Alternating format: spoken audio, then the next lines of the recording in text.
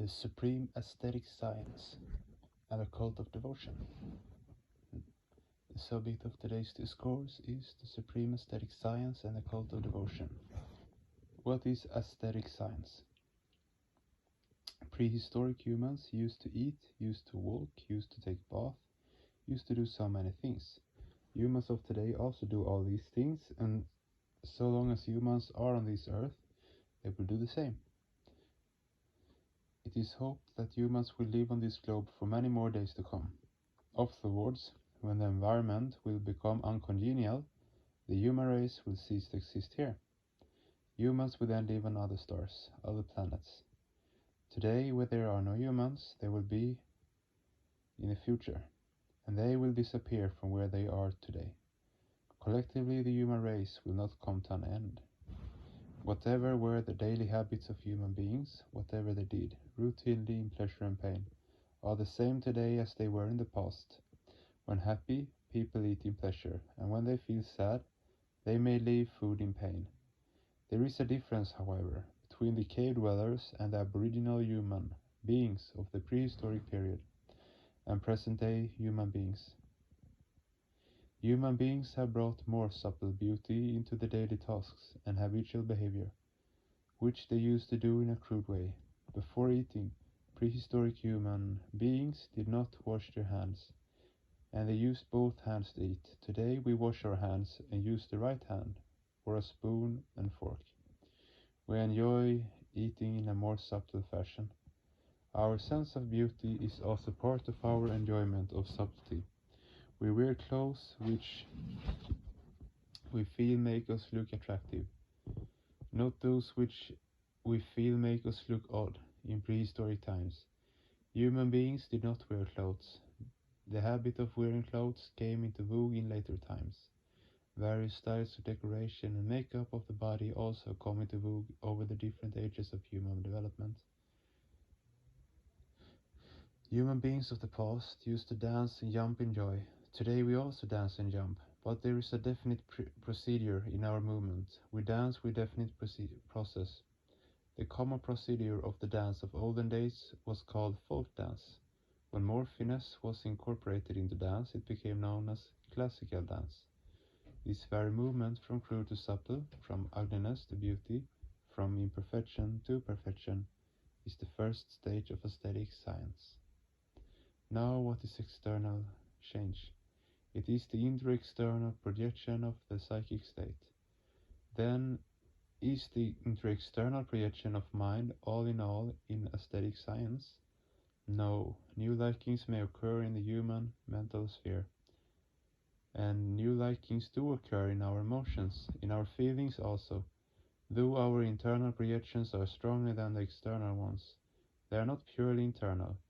They are influenced by extra-internal projections. Human beings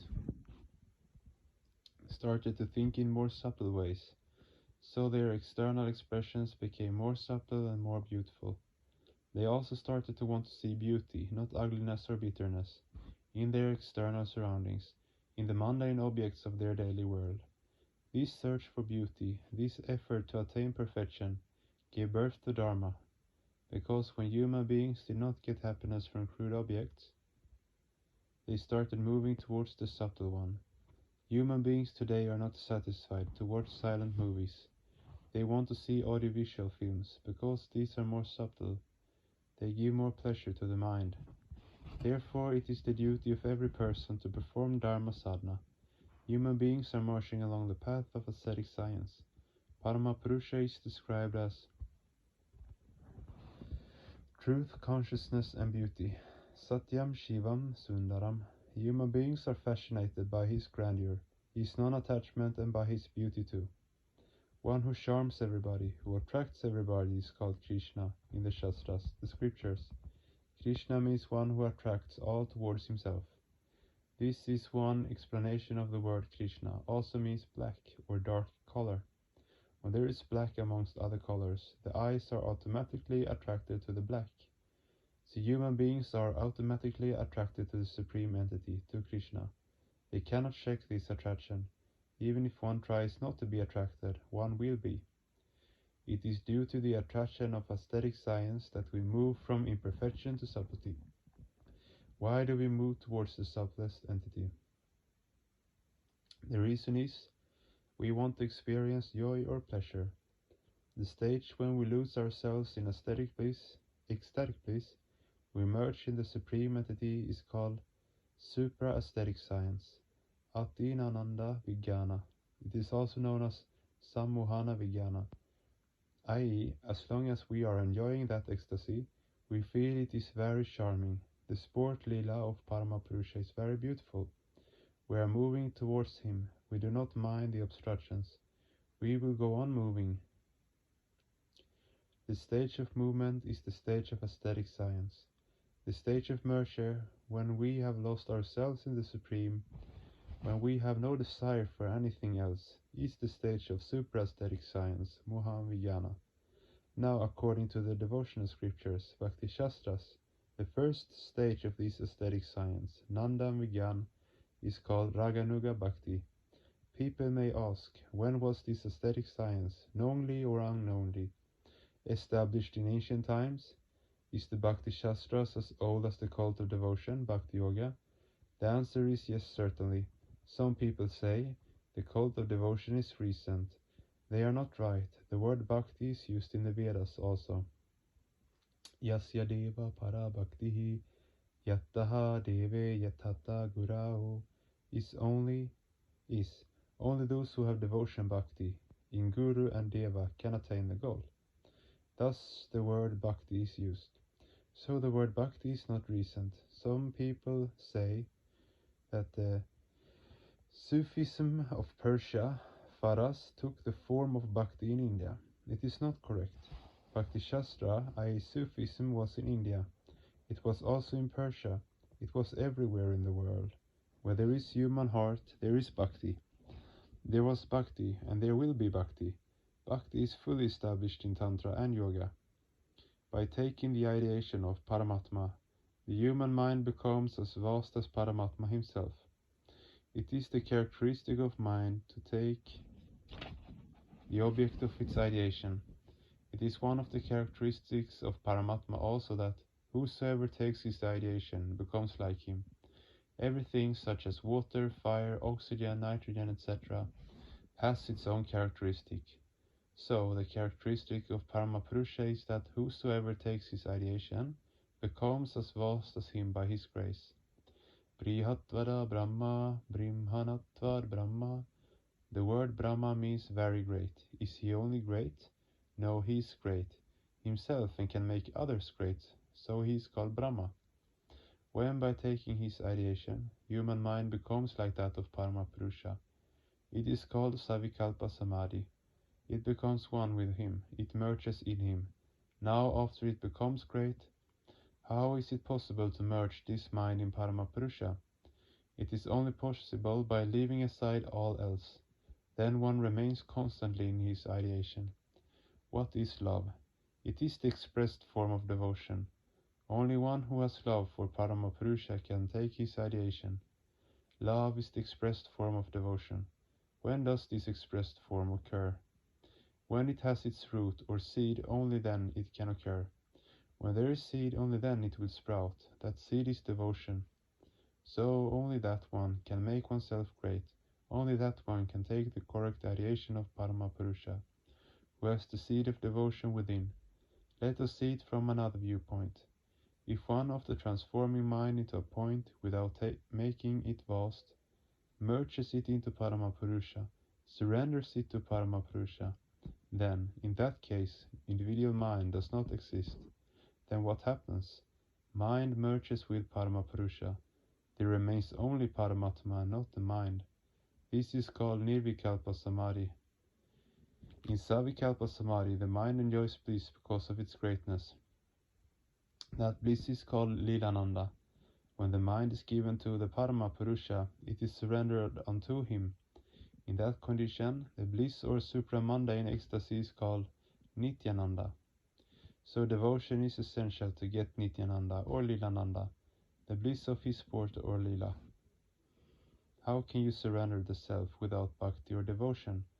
Therefore, from the ancient times, aesthetic science existed in human mind, and there was the cult of devotion. While one remains in aesthetic science, one does not get entry into the supra-aesthetic science. One feels, I am serving Paramapurusha. I like him, because I get pleasure in serving him. By taking his ideation, I get joy. If you ask artists or architects as to why they are busy with their art, they will say, we get pleasure from it. This is aesthetic science. A poet composes a poem because he or she gets pleasure. Nava are putrasya kamaya putraha priyo bhavati atmanastu kamaya putraha priyo bhavati Nava are sarvasya kamaya sarvam priyam bhavati atmanastu kamaya sarvam priyam bhavati. Parents love their child very much. Do they love for the sake of their child? No, they love their child because they get pleasure for themselves. If their child turns into a vagabond, if he or she becomes cruel, then he or she does not utter even the parents' names. Then they do not get pleasure. A person likes everything of this world, but not for the sake of these things. One loves the world, one lives with this world, because one gets pleasure. That is why one loves it. You see, if one gets great trouble in this world, even for a single moment one says, Oh, the Yamaraj, god of death, where are you? Come on now, I don't want to live. After that, if one gets attracted towards this world, after 2 or 3 minutes, one says, No, Yamaraj, no, you don't come now. So this is the first phase of ascetic science. After that, what happens? By taking the ideation of Paramapurusha, when the quantity of pleasure increases, a person loses the self first. What happens when he or she is lost? He or she feels, I take the ideation of Paramapurusha, not for my sake, not for me. I love Paramapurusha so that he may get pleasure because of my love. I wish to give him pleasure. I may or may not get it. When this stage is attained, this is called Ragatmika Bhakti. In this stage one feels, I love Paramapurusha. I do not care whether he loves me or not. He likes me or not, but I like him. This is Ragatmika Bhakti. When this Ragatmika Bhakti is attained, in that stage one is also called Gopa, as described in scriptures, Shastras. Gopayate yaha saha gopaha. Gopa here does not mean the cowherder or the caretaker of cows. Gopayate means to give pleasure. Gopayate yaha saha gopaha. One whose nature is to give pleasure to Paramapurusha or Paramatma is Gopa. When Ragatmika Bhakti is attained, when one is established in Ragatmika Bhakti, from Raganuga one enters the arena of Mohana Vijnana. At that stage one is fascinated, one is charmed, and in that stage art, architecture all come to an end. One's verbosity stops, one becomes mute. This is Ragatmika Bhakti. So long as human beings are in the sphere of Raganuga Bhakti, they are in domestic life. They create arts, architecture, literature, painting, etc., and get pleasure in them. They are within the scope of ascetic science, Nandana Vijnana. And what happens when they are established in supra-aesthetic science? Atinandam Vijnana. All their worldly music is finished. All the ragas and raginis and the art of dancing, whatever they be, they come to an end. In that condition, there remains only an ascetic state, Bhavi, Bora. The music of that state is called Kirtana. Therefore, it is the scriptural direction not to sing any song of the Kirtana, because other music is within the scope of ascetic science, and the Kirtana comes within the scope of Mohana Vijnana. This Mohana Vijnana is the supra-aesthetic science. Bhakti Tattva is supra-aesthetic. Therefore, Kirtan is, in its essential form, with devotion. It is in the form of Ota and Prota. So in the life of a spiritual practitioner, Sadhaka, in the life of a devotee, Bhakta, Kirtana is most essential. In mentioning the subject of discourse, I said Bhakti Yoga. In English I said cult, because there is no word for yoga in English. So I said cult, but actually devotion bhakti is not a cult.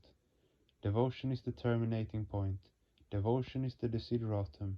Devotion is not a path. Some people say, our path is the path of spiritual practice sadhana. Devotion is the goal. When devotion is established, everything is established. There remains nothing. To get established in devotion, you do something else. Hence devotion is not the path. Devotion is the goal. Devotion and Paramatma go together. Therefore the seat of Paramatma is in the hearts of those who are established in devotion, who are devotees. When you are established in devotion, you get Paramatma too. Then you will experience yourself that Paramatma is seated in your heart. You will not have to go elsewhere in search of him. It is the dictum of Bhagavata Shastra. Naham tishtami vaikunte yoginam hridaye nasha madbhaktaha yatra gayante tatras tishtami narada. O Narada, I do not reside in Vaikuntha, neither do I reside in the hearts of yogis. Where do I reside? Where my devotees sing, where they perform kirtana, there I reside. These are the Lord Bhagavan's words, addressed to Narada. Nara plus da is Narada. The word Nara has got three meanings. The first is Nira, i.e. water. The second is the shelter, Ashraya of Prakriti. The abode, Ajana of Prakriti. The abode of Nara is Narayana. Narasya Ayanam is Narayana. One of the names of Paramapurusha is Narayana. The third meaning of the Nara is devotion, Bhakti. So one who bestows Nara, one who distributes Nara is Narada. Who is telling to Narada? Bhagavan himself is telling to Narada. What is the meaning of Bhagavan? Bhaga plus Matu plus first person singular numbers is Bhagavan. One who possesses everything of occult power is Bhagavan. He rules over sound and touch. He rules over all tanmatras. He has got a great administrative capacity. He has to run all the functions of the universe. How could he do all this if he were not a good administrator? He must be a good administrator. He must be a strong personality. Next is reputation. Yashaha. He will have reputation, either positive or negative. Some people would say he's very good, very, very good, and others would say he's bad, very bad. Yes, there will be completely two opposite groups. One group in South Pole and the other in North Pole. One is reputation or yashaha, then comes Shri, meaning charm or attraction. People will be attracted towards him. Shri means charm or attraction. People will be attracted towards him. Shri means charm, fascination. The acoustic root Bija mantra in Sanskrit. Shri means charm, fascination. Oh. The acoustic root Bija mantra in Sanskrit is Talavya Sha, which means mutative principle, the mutative effulgence, and Ra means energy, light, magnetism, electricity, all forms of energy. Actually, energy is one, so where mutative charm and energy are, there it is Sha and Ra, i.e. Shra, and the feminine gender is Shri. That is why there has been an ancient custom in India to prefix Shri before the name of persons, so he possesses Shri in complete form. Jnana Vairagyamsha Sanam Bhaga Itingana. Thus next come Jnana and Vairagya. What is Jnana? In Shastra, both worldly knowledge and spiritual knowledge are called Jnana. Atma Jnanam Vidur Jnanam Jnanam Jnanani Jnanitu Tani Jnana Vabashyani Sarasya Naiva Bodhanat. Only the spiritual knowledge is Jnana. Others are not Jnana. Because the gist of knowledge is not in them, they do not impart knowledge of that gist. He possesses true knowledge. You ask him about any subject, you will get the correct answer. He is omniscient. Ritambara Tatra Piragya. Sixth one is Vairagya. Vairagya is derived from V plus Ranji. Dhatu plus gain suffix. He does not get associated with any color of the world. No color can color his mind. He is within all and also far from all. This is Vairagya. The collective form of these 6 qualities is called Bhaga, and the one who possesses Bhaga is Bhagavan. So Bhagavan says to Narada, Narada means that of Paramapurusha, by which the devotion germinates in the hearts of the living beings. O Narada, people say that I live in Vaikuntha, which is somewhere in the sky. No, I don't live there. The meaning of the Kunta word Vaikuntha is without complexes. Vigata Kunta means contraction, so where there is no complex, either inferiority or superiority, no fear complex, etc. It is the stage of Vigata Kunta. It is a stage without any complexes. It is Vaikuntha. So when there is no complex in the mind, no contraction in the mind, then only will one feel Paramapurusha, or his existence in one's heart. That is why it is called Vaikuntha. Now what is the dictum here? It is, I do not reside in Vaikuntha or any sky, neither do I reside in the hearts of yogis. Yoginam Hridaye Nasha. Here yogi means hatha yogi, who suspends his mental propensities forcibly. When the propensities have been suspended, there will be no emanation of any propensity. There will not be any sentiment or any ideal. So when the flow has been checked, what will the Paramapurusha do by sitting there? Sitting there means he himself has remained in a suspended form. There will not be any expression. Paramapurusha wants to make the world dance. Everybody will be dancing with his vibrations and in his tune. Paramapurusha will be enjoying with all. Does he not want this? Why should he live in the dry hearts of a yogi? He would like a sweet loving heart, Sarasa Hridaya. He will not like the desert, he would like fertile land. So the heart of a devotee is like the fertile land. That is why Paramapurusha says, Mad Bhaktaha Yatra Gayante, i.e., wherever my devotees perform kirtan in full swing at once, I reach there. You may say that Paramapurusha is omnipresent. Now Paramapurusha is omnipotent, he is also omniscient. It is a fact, but there is a hub of that omniscience. There is a hub of those premonitions and postmonitions of all expressions. A central point is there.